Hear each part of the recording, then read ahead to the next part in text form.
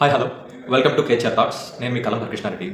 అదేంటో కానీ మన సొసైటీలో ముఖ్యంగా నేను ఎక్కువ గమనించిన ఆంధ్రప్రదేశ్లో ఒక వర్గం, ఒక సెక్షన్ ఆఫ్ పీపుల్ ఎట్లా ఫీల్ అయిపోతారంటే నీట్గా సింపుల్గా ఒక షార్ట్ హెయిర్ పెట్టుకొని, ఇస్త్రీ చేసిన బట్టలు వేసేసుకొని, ఒక సింపుల్ కళ్ళద్దాలు పెట్టుకొని వాళ్ళుగా మేధావులుగా, ఎనలిస్టులుగా ఫిక్స్ అయిపోయి వాళ్ళే ప్రకటించేసుకుంటారు చేసుకుంటారు. వీళ్ళనే స్వయం ప్రకటిత మేధావులు అని చెప్పేసి.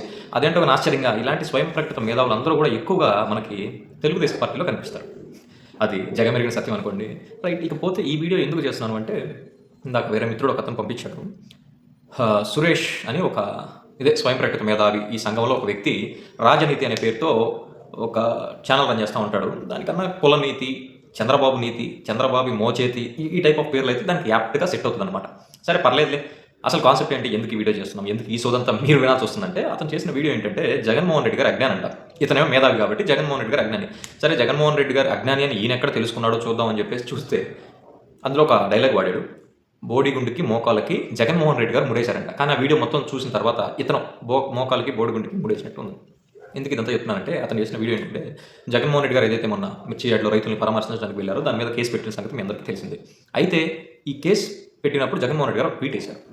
వారు అధికారంలో ఉన్నారు, వాళ్ళు మ్యూజికల్ నైట్లు పెట్టుకున్నారు, వాళ్ళకి అడ్డురాని కోడ్ ప్రజల కష్టాల్లో ఉండి, ముఖ్యంగా రైతుల కష్టాల్లో ఉంటే నేను వెళ్తే కోడ్ అడ్డం వచ్చిందా అనేది ట్వీట్ చేశారు. ఆ ట్వీట్ మీద ఈ స్వయం ప్రకటిత మేధావైన సురేష్ గారు స్పందిస్తూ ఏమంటున్నారో ఒకసారి చూడండి. ముఖ్యమంత్రి జగన్మోహన్ రెడ్డి గారు గుంటూరు జిల్లా పర్యటన వివాదాస్పదం చేశారు. మొత్తానికి అసలు వివాదం చేయడానికి అక్కడికి వెళ్ళాడు. భద్రత విషయంలో హడావుడి చేస్తున్నారు వైఎస్ఆర్ కాంగ్రెస్ పార్టీ వాళ్ళు. మాకు భద్రత ఇవ్వలేదని యాక్చువల్గా నాకు వెళ్ళిందే నిబంధనల విరుద్ధంగా వెళ్ళాడు. ఆయన ట్విట్టర్లో పోస్ట్ పెట్టండి. అదేంటంటే ఎన్నికల కోడ్, నేను మిర్చార్కి వెళ్తా ఉంటే ఎన్నికల కోడ్ అమలు ఉంది, మీరు వెళ్ళొద్దని నాకు చెప్పారు. మరి ఫిబ్రవరి 15వ తారీఖున మ్యూజికల్ నైట్ పెట్టారు. చంద్రబాబు నాయుడు మ్యూజికల్ నైట్ వెళ్ళాడు విజయవాడలో. ఆయన కోడ్ అడ్డు రాలేదని ప్రశ్నించాడు. అమాయకంగా, అజ్ఞానంగా ప్రశ్నించాడు. యాక్చువల్గా జగన్మోహన్ రెడ్డి రాజకీయ పార్టీ, రాజకీయ కార్యక్రమం రైతుల పరామర్శ పేరుతో హడావుడి చేయడానికి వెళ్తున్నాడు. వందలాది మంది అంచనాలు వేసుకున్నారు. ఎన్నికల నియమావళి ప్రకారం 100 మంది వెళ్ళడం, లేకపోతే ఫ్లెక్సీలు కట్టి బ్యానర్లు కట్టి హడావుడి చేయడం, రాజకీయ పార్టీ నాయకులు అనుమతి లేకుండా సభలు నిర్వహించడం, ఇవన్నీ చేయకూడదు. వేరాజ్ ఈ మ్యూజికల్ జగన్మోహన్ రెడ్డి అనే అజ్ఞాని చెప్తున్న మ్యూజికల్ నైట్ ఒక ట్రస్ట్ వాళ్ళు నిర్వహించారు. ఆ ట్రస్ట్కి రాజకీయ పార్టీలకి సంబంధం లేదు. ఎన్టీఆర్ ట్రస్ట్ వాళ్ళు తలసేమియా రోగుల సహాయార్థం ఒక మ్యూజికల్ నైట్ నిర్వహించారు. ఆ మ్యూజికల్ నైట్కి చాలా మంది టికెట్ కొనుక్కొని వెళ్ళారు. చాలా మందిని పిలిచారు, ప్రముఖులు వెళ్ళారు. చంద్రబాబు నాయుడు గారు వెళ్ళారు, పవన్ కళ్యాణ్ గారు వెళ్ళారు, ఇంకా చాలా మంది వెళ్ళారు. చంద్రబాబు నాయుడు గారు 6 లక్షలు పెట్టి టికెట్లు కొన్నారు. పవన్ కళ్యాణ్ గారు 50 లక్షలు డొనేట్ చేశారు ఆ సంస్థలు. వాళ్ళ కార్యక్రమం ముఖ్య ఉద్దేశం ఏంటి? తలసేమియా వ్యాధిగ్రస్తులకి ఫండ్ రైజ్ చేయడం. వేరే జగన్మోహన్ రెడ్డి కార్యక్రమం ఉద్దేశం ఏంటి? రాజకీయ కార్యక్రమం, రైతులను రెచ్చగొట్టాలని వెళ్ళాడు. దీన్ని కంపేర్ చేశాడు. బోడిగుండికి మోకాలకి లింక్ పెట్టాడు. అంటే ఆయన తెలివితేటలు చూడండి. వీళ్ళు ఎంత దిగజారుడు అంటే ఒక సేవా కార్యక్రమానికి ఒక దౌర్భాగ్య కార్యక్రమానికి పోల్చాడు జగన్మోహన్ రెడ్డి. రైట్. చూశారు కదా, జగన్మోహన్ రెడ్డి గారు ఒక వివాదం చేయడానికి వెళ్ళారంట.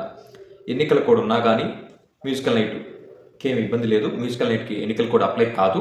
కానీ జగన్మోహన్ రెడ్డి గారి పర్యటనకు మాత్రం అప్లై అవుతుందంట. ఎందుకు అప్లై అవుతుందంటే, ఎన్నికల కోడ్ ఆన్లో ఉన్నప్పుడు ఫ్లెక్సీలు, బ్యానర్లు, కండువాలు, జెండాలు, సభలు పెట్టకూడదంట. జగన్మోహన్ రెడ్డి గారి పర్యటనలో పోలీసు వాళ్ళు డ్రోన్స్ విజువల్స్ కూడా తీసుకున్నారు. మొత్తం తీసుకోండి, ఎక్కడన్నా తీసుకోండి. ఒక ఫ్లెక్సీ కానీ, ఒక బ్యానర్ కానీ, ఒక జెండా కానీ, ఒక కండవా కానీ లేదు, మైకు పెట్టి కనీసం సభన్న పెట్టారు, మీరు మొత్తం ఎత్తుకోండి, మాకే అభ్యంతరం లేదు. ఎక్కడన్నా కనిపించిందని చూడండి. మరి ఎక్కడ మీరు చెప్పిన ప్రకారమే ఒక జెండా లేకుండా, ఒక ఫ్లెక్సీ లేకుండా, ఒక మైకు పెట్టకుండా అది సభ ఎలా అవుతుంది, రాజకీయ కార్యక్రమం ఎలా అవుతుందో నాకు అర్థం కాలేదు. రెండో పాయింట్ ఏమంటారంటే, జగన్మోహన్ రెడ్డి గారు చేసిన రాజకీయ కార్యక్రమం అంటారు. రాజకీయ కార్యక్రమం ఎలా అవుతుంది? అది ఎక్కడన్నా మా పార్టీకి సంబంధించిన జెండాలు కానీ, ఫ్లెక్సీలు కానీ, మీటింగ్లు కానీ, స్టేజ్లు కానీ, కనీసం మైక్ కానీ లేకుండా రాజకీయ కార్యక్రమం ఎలా అవుతుంది? జగన్మోహన్ రెడ్డి గారు అజ్ఞాని నీ దృష్టిలో, నువ్వేమో ఒక స్వయం ప్రకటిత మేధావి. అయితే ఇంకా మాట్లాడుతూ దీన్ని ఎక్స్టెన్షన్ చేయాలి కదా వీడియోని. అది తలసేమియా పేషెంట్స్ కోసం ఫండ్ రైజ్ చేస్తున్న కార్యక్రమం.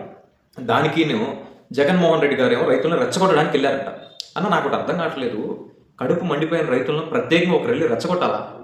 గిట్టుబాటు ధర లేక, అన్నదాత సుఖీభవ లేక, ఇన్పుట్ సబ్సిడీ లేక, ఆర్బీకేలేమో పక్క మూతపడిపోయి, నారు దగ్గర నుంచి ఎరువుల వరకు ప్రతి ఒక్కటి బ్లాక్ మార్కెట్లో బయట ఉన్న ఎంఆర్పీల కన్నా ఎక్కువ కొనుక్కుంటూ లక్షల్లో పెట్టుబడి పెట్టి ఇప్పుడు కనీసం మద్దతు ధర లేకుండా అయ్యో రామా అనుకుంటా కూర్చున్న రైతులు ఎవడన్నా వచ్చి రెచ్చగొట్టాలా? వాళ్ళ కడుపు మండిపోయింది, వాళ్ళే సిద్ధంగా ఉన్నారు ప్రభుత్వం మీద తిరగబట్టడానికి. దానికి మళ్ళీ ఇంకొకరు రెచ్చగొట్టాలా?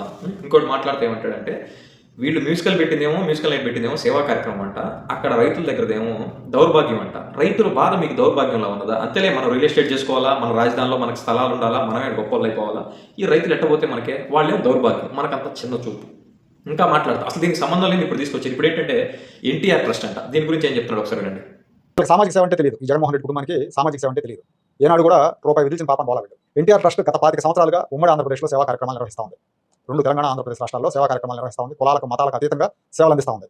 ఎన్టీఆర్ ట్రస్ట్ ఆధ్వర్యంలో స్కూళ్లు నడుపుతున్నారు. పేదలకి, అనాథ పిల్లలకి ఉచితంగా విద్య బోధిస్తున్నారు, ఉచితంగా వసతి కల్పిస్తున్నారు. ఎన్టీఆర్ ట్రస్ట్ గొప్పతనం చెప్తూ ఎన్టీఆర్ ట్రస్ట్ తరపున స్కూళ్ళు నడుపుతున్నారు. జగన్మోహన్ రెడ్డి మీ కుటుంబంలో ఎప్పుడన్నా సేవా కార్యక్రమాలు చేశారా అంట. ఒకసారి కడప పులివెందులో ఎంక్వైరీ చేయవా? వెంకటప్పయ్య స్కూల్ అని ఉంటుంది. ఆ స్కూల్ ఎవరెవరికి ఇస్తున్నారు, ఎవరెవరు ఏ స్టూడెంట్స్కి ఇస్తున్నారు, అక్కడ డబ్బులు ఏమైనా తీసుకుంటారా, ఫీజు ఏమైనా తీసుకుంటారా, ఎవరు నడుపుతున్నారు అనేది ఎంక్వైరీ చేయి. ఒకసారి ఎంక్వైరీ చేస్తే అప్పుడు తెలిసిద్ది జగన్మోహన్ రెడ్డి గారు వారి కుటుంబ సభ్యులు సేవా కార్యక్రమాలు చేస్తున్నారా లేదా అని చెప్పేసి. ఇకపోతే ఇంకో మాట ఏమంటాడంటే ఎన్టీఆర్ ట్రస్ట్ అంట ఎన్నో ఏళ్ళగా సేవలు చేస్తుందంట, ఈ ప్రకృతి విపత్తులు జరిగినప్పుడు చాలా సాయం చేస్తుందంట. ఒకసారి వీడియో చూడండి, మన ఎన్టీఆర్ ట్రస్ట్ వాళ్ళ గొప్పతనం ఏంటో చెప్తారు.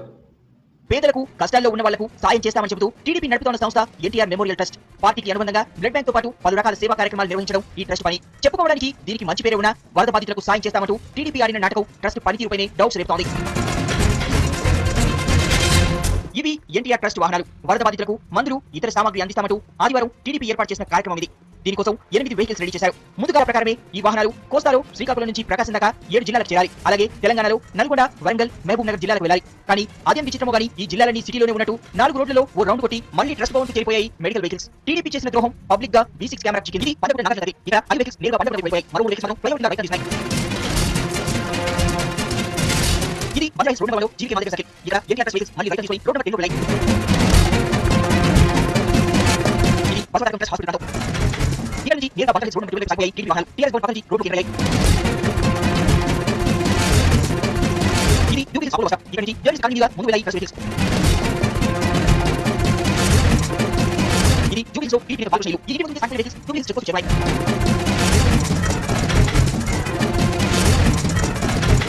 నుంచి ఇక నేరుగా పార్టీ ఆఫీసులు ఉన్నాయి. రికార్డ్ స్థాయిలో గంటలోనే రాష్ట్రం మొత్తం చుట్టేసినట్టు ఎన్టీఆర్ ట్రస్ట్ ఆఫీస్ చేరుకున్నాయి. మరో రూట్ లోకి వెళ్ళిన వెహికల్స్ కూడా సిటీలో కొన్ని రౌండ్లు కొట్టి మళ్ళీ ఇక్కడికే చేరుకున్నాయి.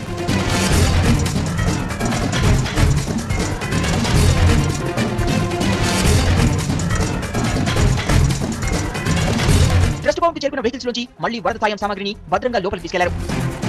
ఇది వరద బాధితులకు సాయం పేరుతో టీడీపీ చేసిన ద్రోహం. ప్రచారం కోసం జనం ముందు పోజు కొట్టడానికి వరద బాధితులను వాడుకుంది తెలుగుదేశం. బాధితుల్ని ఆదుకుంటానంటూ ఆ పార్టీ అధినేత చంద్రబాబు వరద ప్రాంతాల్లో టూర్ చేస్తుండగానే హైదరాబాద్ లో డ్రామాలు ఆడడం టీడీపీ పరువు తీసింది. రైట్. ఇకపోతే ఏదైతే మ్యూజికల్ నైట్ ఉందో జగన్మోహన్ రెడ్డి గారు ట్వీట్ చేశారో తలసేమియా పేషెంట్స్ కోసం చేస్తున్నారు, వెరీ గుడ్, వి అగ్రీ.